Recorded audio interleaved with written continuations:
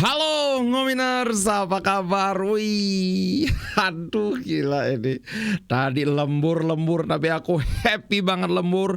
Dari jam 12 kita live. Habis Inter membantai Torino 2-0, langsung ada yang nyawer beli lanjut Napoli. Wih, tadi itu jam berapa? Jam 5:30 mungkin aku baru tidur karena masih euforia. Tapi nanti aku akan bahas karena hasil imbangan Napoli dan lawannya Genoa ini bisa saja malah jadi bumerang buat Inter. Tapi nanti kita bahas. Yang pertama kita bahas dulu soal beberapa perkembangan transfer. Nah, ada baru nih target Inter muncul. Parma, strikernya Parma si Yohan Boni. Nah, aku langsung tadi lihat gila, ternyata Yohan Boni ini skillnya asik banget dong, dribblenya asik banget. Wah, kalau si Jonathan David Inter nggak bisa dapetin Jonathan David, kalau Inter bisa dapetin ini 20 juta atau bahkan kalau bisa 15 juta, ini punya potensi yang sangat bagus. Aku cuma lihat Yohan Boni pas Inter lawan Parma kayaknya dia main, cuman aku nggak terlalu terkesan. Tapi kemudian ketika aku lihat highlight dia, wuih, mantap ini striker. Ini striker, kebayang nggak kalau aku gambarkan ini, dia punya kekuatan seperti Lukaku tapi punya dribble seperti Thuram. Woi, tapi belum sebagus Thuram. Terus terang aja. Cuman dengan kalau kalian lihat aja Yohan Boni skills akan kelihatan. Aku yakin kawan-kawan akan terkesan. Nah, selama ini dia di Parma juga kan dia udah nyetak 6 gol 3 assist. Parma itu kan di papan menengah ke bawah lah ya. Jadi wajar kalau dia agak struggling. Tapi kalau dari kualitas individu ini striker bagus. Semoga Inter bisa nih. Walaupun sampai saat ini sepertinya Inter masih menempatkan target utama itu masih ada di Castro, Kristovic atau Lorenzo Luca. Aduh, kalau Lorenzo Luca aku udah gak suka. Oke, berikutnya soal Jonathan David. Nah, sekarang muncul lagi si Napoli. Napoli dikabarkan juga tertarik dengan Jonathan David. Saat ini dari Serie A itu ada Inter, Juventus dan Jonathan David. Dan Napoli, sorry. Napoli wajar mereka mengincar Jonathan David karena Osimhen pergi dari Napoli dan belum ada penggantinya. Sementara itu Inter, kalau kawan-kawan mungkin kelewatan beritanya, Inter sudah bilang bahwa kami maunya 5 juta gajinya. Sedangkan si ini kan dia dikabarkan minta 10 juta kan. Nggak bisa. Inter 5 juta, sekarang masih wait and see. Jonathan David masih menunggu apakah akan ada tim lain yang menawarkan gaji lebih besar daripada 5 juta. Sementara Juventus dan Napoli juga wait and see. Mungkin Inter 5 juta, mungkin coba kita kasih 6 juta, siapa tahu mau. Atau Inter kasih 5 juta, kita kasih 5 juta 500 mungkin. Yang penting lebih banyak dari Inter. Nah, selain gaji itu masih ada juga isu soal ininya yang cukup besar. Apa namanya itu, bonus, signing bonusnya. Dia minta 10 juta katanya. Wah, kita lihat aja. Kalau aku sih sudah nggak terlalu ini karena permintaannya terlalu besar. Menurutku Jonathan David ini bagus, tapi kalau gaji 9 juta itu belum layak, sorry. 7 juta pun menurutku itu terlalu banyak untuk kelasnya Jonathan David. Mending kasih 6 juta. Nanti kalau lagi 2 tahun dia bagus, ya udah kasih perpanjangan kontrak dengan kontrak baru gitu sih kalau aku. Nah, kemudian berikutnya, kita bahas beberapa pembahasan soal pertandingan lawan Torino. Akhirnya dapat pujian dong guys. Nih, attacking duo. Yang dimaksud attacking duonya itu adalah Taremi dan Korea. Dua-duanya mendapat pujian.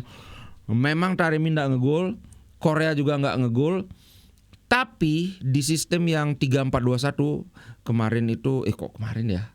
Ya tadi dini hari. Menurutku sistem ini, aku tidak bisa menentukan apakah ini karena musuhnya yang jelek atau karena sistemnya yang cocok. Karena di Porto setauku Taremi itu dulu juga mainnya sebagai striker tunggal. Nah, di sini 3-4-2-1 kan itu jadi kayak Trisula, itu Taremi di atas sendiri, kemudian di belakangnya itu ada Zalewski, ada Korea. Korea bagus mainnya. Zalewski apalagi, nanti aku bahas lebih lanjut tentang Zalewski. Nah, Taremi walaupun dia nggak ngegol, tapi aku ngelihat permainannya bagus.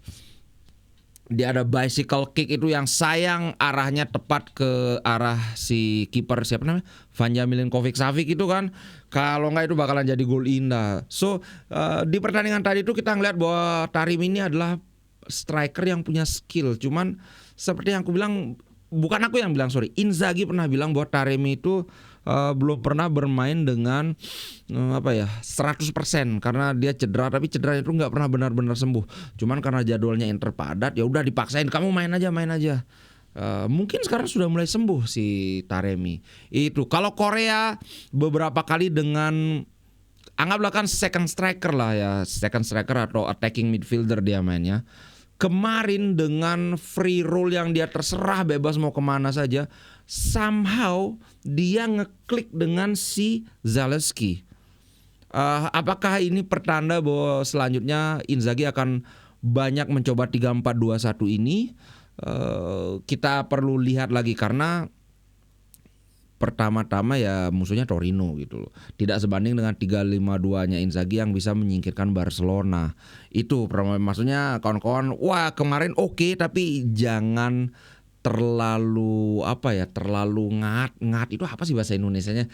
Jangan terlalu bersemangat dulu. Kita lihat aja, ini kan baru diuji coba pada satu pertandingan, dan kemudian setelah pertengahan babak kedua itu kan dia switch ke 3-5-2 lagi dengan Korea berduet sama siapa ya? Sama Taremi kan? Zalewski ditarik ya 3-5-2, pas Zalewski ditarik itu ini kembali dia ke switch ke 3-5-2 begitu. Nah, satu lagi pemain yang mengesankan bagiku adalah Aslani. Makanya kemarin aku bilang, tadi aku bilang itu kalau man of the match-nya bukan Zalewski, kayaknya pasti Aslani. Ternyata Zalewski yang ini. Wajar sih, gila bro. Ininya Zalewski, golnya itu pakai Ronaldo chop. Tertipu mentah-mentah pemain Torino. Waduh, kemudian bola curl itu artinya bola melengkungnya ke pojok kanan. Aduh, mamma mia, lesatos. Gila, keren banget si Zalewski. Mungkin kalau di posisi wingback masih 50-50 ya. Kan Zalewski kadang bagus, kadang jelek. Seringnya jelek sih. Tapi kalau di posisi gelandang serang ini kan baru sekali bagus. Ingat ketika Zalewski debut lawan Milan ya kalau nggak salah, itu kan dia bagus juga, tapi habis itu sempat melempem lagi. Kita perlu lihat lagi apakah Zalewski ini bisa bermain seperti ini secara konsisten, itu dulu. Nah, tapi terlepas dari Zalewski itu, dikabarkan Inter itu sudah membuat keputusan untuk menggolkan apa ya? Kan Inter meminjam Zalewski dengan option to buy ya, atau opsi membeli sebesar 6 juta.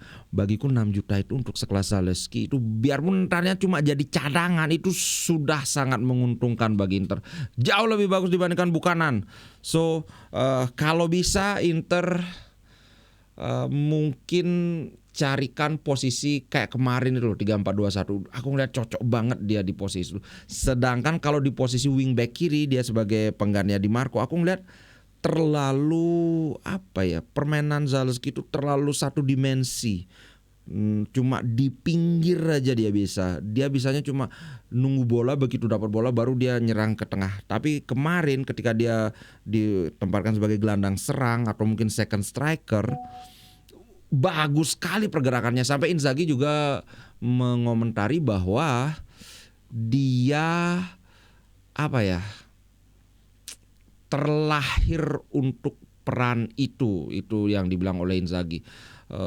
Ini dia bilang dia lahir untuk peran itu. Dia adalah pemain berkualitas. Dia bisa bermain sebagai gelandang, sebagai wingback, bahkan sebagai striker. Kami kehilangan beberapa pemain di lapangan tengah, dan kemudian bersama staf kami berpikir tentang coba memainkan dia di sana karena dia tumbuh bermain di posisi itu. Aku dapat kabar bahwa sebelumnya dia memang jadi gelandang, tapi sama Mourinho yang ngubah dia jadi wingback. Nah, apakah ini artinya itu dibilang bisa jadi striker? So why not gitu loh. Kalau kita nggak bisa beli striker, ya udah ini dididik jadi striker. Umurnya baru 23 tahun, masih sangat bisa. Dengan pergerakan dia yang seperti itu, aku yakin ini bakal apa ya, dengan Lautaro itu bakal match gitu sih aku. Luar biasa sih Zalewski. Aku sangat terkesan. Kalau kawan-kawan aku yakin sangat terkesan juga ngeliat, gila ini bagus banget Pak. Cuma 6 juta. Ternyata gini, kenapa Inter bisa beli murah? Karena Zalewski itu sebenarnya udah mau habis di pertengahan kalau nggak salah. Tapi kemudian dia perpanjang kontrak 1 tahun dengan Roma, barulah dia dipinjamkan supaya Roma tidak kehilangan Zalewski secara gratis gitu. Makanya harganya jadinya murah. So apapun alasannya, 6 juta untuk sekelas Zalewski bagiku itu sudah no brainer. Nggak perlu mikir istilahnya, langsung bayar, langsung tebus. Itu sih kalau menurutku. Nah, aku mau bahas lebih jauh sedikit tentang Aslani. Apa yang ditampilkan Aslani semakin menegaskan bahwa Aslani ini adalah pemain yang punya skill mumpuni. Cuman dia tidak kebal pressing. Kalau di pressing dia sering salah. Dan kemarin Torino itu kan awal-awal nggak berani pressing terlalu keras, tapi di akhir-akhir pertandingan kan mereka ngepress keras kan. Ternyata Aslani bisa menahan tekanan dari Torino dan tetap bagus. Ini bukan cuma soal dia ngegol lewat penalti, tapi secara overall memang mainnya bagus. Beberapa kali dia kasih umpan yang sangat terukur ke daerah yang berbahaya, yang tidak diduga-duga. Bahkan kalau itu kan dia berduet dengan Zielinski, kan kita pakai 3-4-2-1. Di tengah itu adalah Aslani berdua dengan Zielinski. Aku bilang dengan penuh keyakinan bahwa kemarin tuh Aslani mainnya lebih bagus. Tadi itu Aslani mainnya lebih bagus dibandingkan Zielinski. Zielinski masih kayak masih kelelahan, baru habis cedera, belum benar-benar pulih. Mungkin musim depan kita baru melihat Zielinski seperti di Napoli, karena musim ini dia sejak cedera itu aku ngeliat belum pernah Zielinski bermain dengan maksimal. Oke, Aslani. Nah, ini yang membuatku berubah pikiran, kayaknya janganlah dijual Aslani, kasih dulu di Inter. Ingat, Aslani itu dia tidak banyak neko-neko, tidak banyak komplain. Jadi cadangan dia oke. Yang kita butuhkan itu cadangan. Siapa tahu di musim depan dia bisa upgrade, naik level, sehingga bisa lebih memuaskan lah dibandingkan penampilan dia di musim ini. Karena aku ngeliat 2 pertandingan terakhir grafiknya dia mulai naik. Atau kembali ke teoriku bahwa kalau dia ngelawan tim papan bawah dia bagus. Ya udah, kalau kita ngelawan tim papan bawah mainin si Aslani. Akan kasih istirahat. Kan make sense toh? Itu menurutku bro. Oke, itu dulu konten kali ini untuk review pertandingan, jalannya pertandingan, bagaimana 3-4-2-1-nya Inzaghi berjalan, bagaimana perbedaan antara 3-5-2 dan 3-4-2-1 yang tadi dimainkan itu aku akan bahas besok. Oke, untuk kali ini dulu kontennya. Terima kasih, sampai jumpa, ciao.